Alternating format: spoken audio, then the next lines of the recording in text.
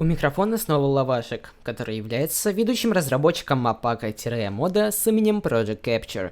Я не буду много тратить вашего времени, поэтому давайте сразу перейдем к таймлайну от 10 декабря 2021 года по день написания этого текста, то есть 25 августа 2022 года. Все началось с того, что один из моих знакомых захотел сделать механику F-стопа в Хаммере через триггер-лук, и только для одного куба, но мы оба не знали, как же можно реализовать плейсмент. В итоге он очень быстро забил на эту идею, а я дней так через 10 придумал, как можно реализовать плейсмент. Тут-то и начинается история зарождения Project Capture. Так как механика делалась без скриптов, то нужно было продумать несколько деталей, такие как фотографировать объект и как понимать, какой именно объект сфотографирован. Плейсмент было решено сделать через команду endFire, так как без скриптов других альтернатив не было. В это же время и был выбран логотип проекта, а именно неиспользуемый концепт логотипа Aperture Science. Мне показалось это довольно забавным, как будто данный логотип является логотипом целого отдела, который занимается камерными технологиями. Задачка передо мной стояла не из простых, но все работало таким образом. Когда игрок нажимает на левую кнопку мыши, посылается команда endFire, picker, fireUser1. Что она делает? Она посылает inputs объекту, на который игрок смотрит, вызывая у этого объекта outputs on user1. А для плейсмента посылается команда endTeleportBox, endRotate2. Весь этот ад работал, но у него было много проблем. Самая большая, что фотографировать можно только 2 куба. Я не о том, что за раз сфотографировать, а о том, что всего на карте находится 2 объекта, которые можно сфотографировать. Это был очень неприятный костыль. Также оказалось, что endFire Picker пробивает мировую геометрию. Это значит, что игрок мог фотографировать объекты через стены. Также из-за endRotate была возможность повернуть триггер на 90 градусов, что могло сломать или упростить головоломку. Ужасная реализация, да еще и объекты в стенах проваливались. Но это была первая реализация F-стопа во втором портале без кодинга. Но я не мог выложить карту, которую игрок без проблем мог сломать. Поэтому все же пришлось решать данные проблемы через V-скрипты. Проблема с endRotate была решена через setAngles функцию. Проблема с фотографированием через стены была сложнее. Было 2 идеи. Либо использовать NVLaser как луч от камеры игрока до куба, либо traceline функцию от позиции игрока до позиции куба. Был выбран второй вариант, и 26 февраля Project Capture вышел в свет в воркшопе.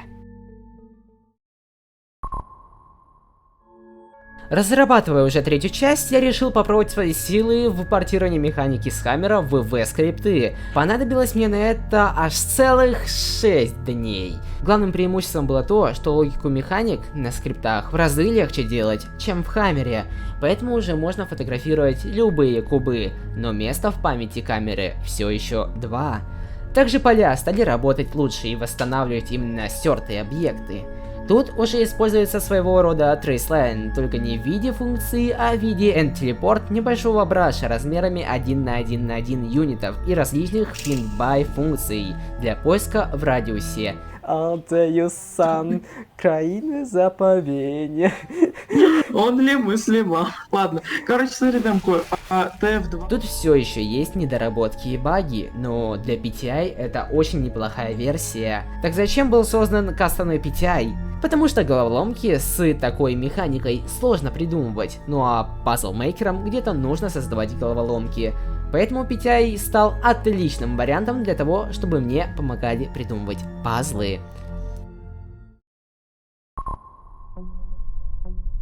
После завершения версии скрипта для PTI я подумал, а почему бы не использовать данный скрипт как основу, базу? И решено было перевести основную механику на V-скрипты. Это и было сделано. Здесь уже используется функция traceline, правда позже оказалось, что она игнорирует entity, то есть луч пролетает сквозь entity. Это было ужасно. Пришлось добавлять лютые костыли для решения данной проблемы. Да и сам код написан не самым лучшим образом. Но все это в связке работало более-менее. Именно в этой версии появился идеальный скейлинг и поддержка вентиляторов. Сейчас в воркшопе находится именно эта версия скрипта. Она играбельна, но все же не идеальна. Вот мы и переносимся в настоящее. Как я раньше и сказал, Traceline функция игнорирует сущности в мире, но я хотел создать идеальный плейсмент. Да и к этому периоду я улучшил свои навыки работы с C-подобными языками. Поэтому было решено написать свою Traceline систему. Помните, раньше я говорил про проблему фотографирования объектов через стены и про вариант с NVLaser? Именно NVLaser используется для Traceline в Project Capture. Назвал я его Beamcast. Буду честен, создавать свою функциональную версию рейкаста на его скриптах очень сложно. Понадобилось мне на это целый месяц, однако результат не может не радовать. Теперь объекты не застревают в Entity, в углах стенах. Я могу проверять наличие места для размещения объекта. В общем, очень много возможностей для создания чего угодно. На данный момент последняя версия скрипта выглядит вот так. Да, вместе со скриптом было решено и переосмыслить саму механику f-стопа.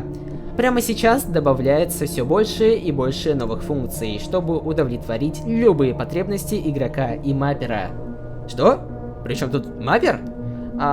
Вот мы и переходим к разговору. Что же такое Project Capture?